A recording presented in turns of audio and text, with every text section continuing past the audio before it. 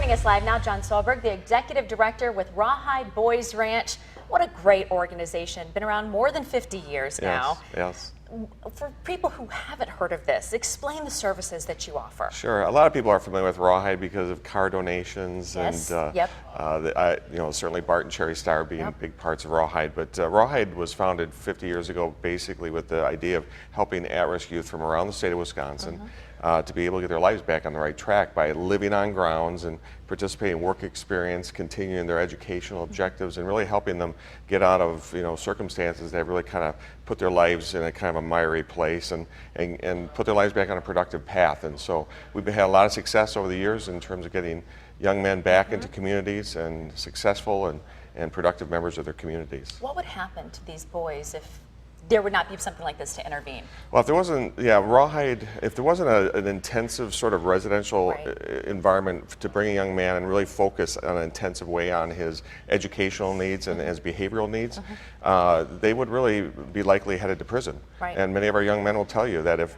wasn't for Rawhide, they would be dead or they'd be in prison. And so Rawhide really gives hope not only to the young men, but to their families. I mean, it's saving these lives. Exactly. You're walking through a very tough crisis, and we see it happen in the news all day, that young men, it doesn't take many wrong decisions to really put your life in dire jeopardy. And so by having this program that really brings structure and discipline into their lives, teaches them how to respect others, how to be productive and have good job skills, it really sets the foundation for a very successful future. So how can the public get involved? Like you said, the car donations, things like that. How can we help these young men? Well, I mean, one of the ways is through car donations and cash donations. We have Giving Tuesday coming up on November 29th, and that's an opportunity for people to just go online after Thanksgiving, make a simple donation to Rawhide. You can go right to our website. It's very easy to find. But car donations, boat donations, campers, as well as cash donations go a long way in helping us provide access to services for families, for boys, and now we also serve girls. Wow.